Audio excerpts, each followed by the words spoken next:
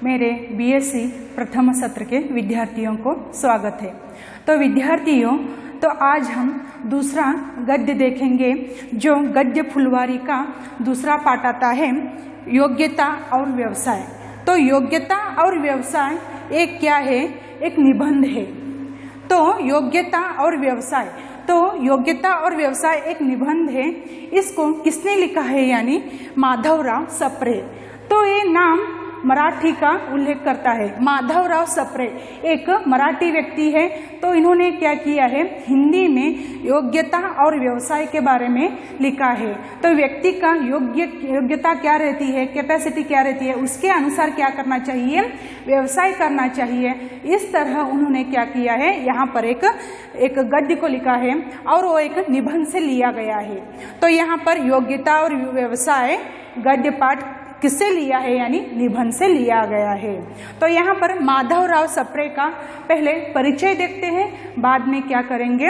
योग्यता और व्यवसाय के बारे में देखेंगे। तो माधवराव सप्रे, ये मराठी मेरी मातृभाषा है। तो कौन बोल रहे हैं? माधवराव सप्रे बोल रहे हैं। पहले इनका परिचय देखने से पहले एक किस तरह हिंदी साहित्य में आगे बढ़े, अपने मराठी भाषा को छोड़कर हिंदी भाषा को क्यों अपनाया, ये देखेंगे। क्योंकि राष्ट्रभाषा हमारी हिंदी है। तो ये हर एक इंसान का अपना अपना मातृभाषा रहती है। हमारा कन्नड़ है, कुछ लोगों का मराठी रहता है, तमिल रहता है, ऐसे गुजराती रहती है। लेकिन माधवराव सप्रे का मातृभाषा कौन सी है? मराठी है। लेकिन उन्होंने मराठी साहित्य में काम नहीं किया, तो कौन से साहित्य में? हिंदी साहित्य में काम किया। तो वो हिंदी साहित्य को आगे बढ़ाए। तो कैसे आगे बढ़ाए देखते हैं। तो बता रहे हैं, माधवराव सप्रे बता रहे हैं कि मराठी मेरी मातृभाषा है, पर मैं अपनी माँ की गोद में नहीं पला हूँ। तो मातृभाषा यानी माँ की तरह रहती है। तो बता रहे माधवराव सप्रे बता रहे कि मैं माँ की गोद में पला नहीं हूँ। तो मातृभाषा उनकी कौन सी है? मराठी है। मराठी यानी माँ है।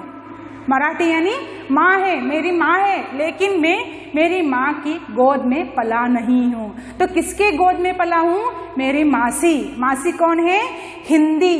हिंदी जो राष्ट्रभाषा है ना, हिंदी, ये मेरी मासी है। हिंदी क्या है? ये मेरी मासी है। तो मैं माँ के गोद में पला नहीं हूँ। मराठी जो माँ है तो उसकी गोद में पला नहीं हूँ। तो हिंदी मेरी मासी है, तो मासी के गोद में पला हूँ, बड़ा हुआ हूँ। इस तरह माधवराव सप्रे जी बता रहे। तो कितना प्यार देखो, हिंदी भाषा के प्रति कितना प्यार उनका देखिए। तो मौसी है और यही मुझे पाला संभाला करती है। जो हिंदी भाषा है ना, हिंदी ही मेरी मासी है और यही मेरी क्या है? माँ है। और इसी ने मुझे क्या किया है? पाला है, पोसा है, बड़ा किया है, ज्ञान दिया है। इस तरह माधवराव सप्रे क्या करते हैं? हिंदी भाषा के बारे में, हिंदी साहित्य के बारे में बता रहे हैं। और इसलिए जो कुछ भी मुझसे सेवा बनी, मौसी की ही कर पाया। तो यहाँ पर माधवराव सप्रे बता रहे कि जो कुछ भी मुझसे सेवा बनी, जो मुझसे मेरे हाथों से जो सेवा बनी ना, तो मैं सब कुछ सेवा किसके लिए किया? मासी के लिए किया, मौसी के लिए किया। माँ के लिए मैंने कुछ भी नहीं किया, सिर्फ मैंने किया तो मौसी के लिए ही सेवा किया, मौसी के प्रति ही मैंने सेवा किया। क्योंकि बचपन से लेकर अब तक क्या किया है? उन्होंने हिंदी को अपनाया है, तो अपना मातृभाषा समझा है, मौसी को ही समझा। तो इसलिए उन्होंने क्या किया है? हिंदी को बहुत ही एक प्रमुख स्थान दिया है। और बाद में निस्संदेह मौसी के इस प्रेम से माधवराव सप्रे कभी नहीं उबर पाए और उन्होंने अपना पूरा जीवन हिंदी मौसी की सेवा में समर्पित कर दिया। तो माधवराव सप्रे ने अपना पूरी जिंदगी, अपना जिंदगी को मौसी के गोद में ही समर्पित कर दिया, हिंदी के लिए ही अपना जीवन समर्पित कर दिया। तो जो कुछ भी वो बने हैं या समर्पित किया, तो सिर्फ हिंदी के लिए ही किया है, मराठी के लिए नहीं किया।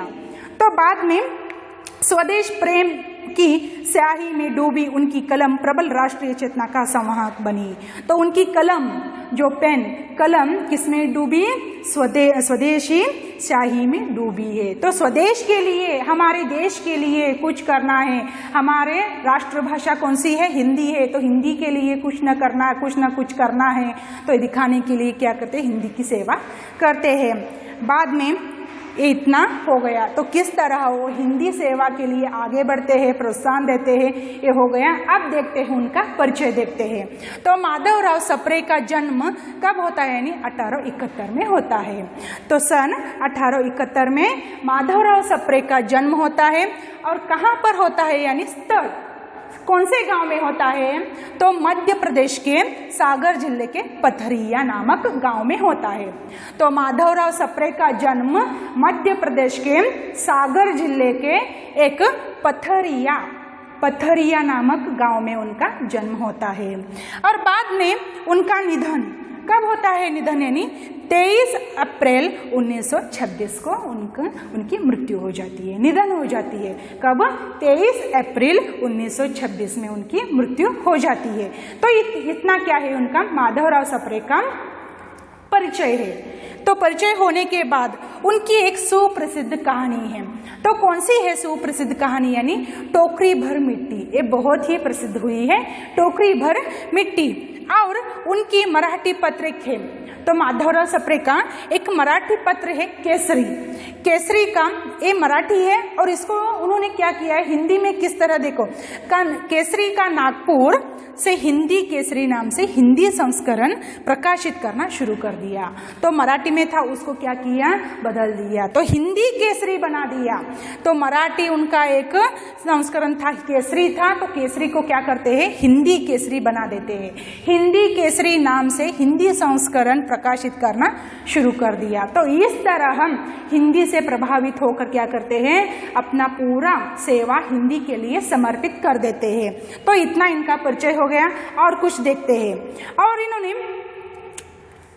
हिंदी गद्य घुटनों के बल चलना सीख रहा था। कब, यानी उस वक्त सप्रे जी ने जिस समय लेखन के क्षेत्र में आगे बढ़े, जब एक हिंदी क्षेत्र में आते हैं और हिंदी के लिए कुछ साहित्य को आगे बढ़ाना है, इस तरह सोचते हैं ना, तब हिंदी कुछ घुटनों के बल चल रहा था। इतना उन्नति नहीं पाया था, जितना हम सोच रहे ना उतना उन्नति नहीं पाया था।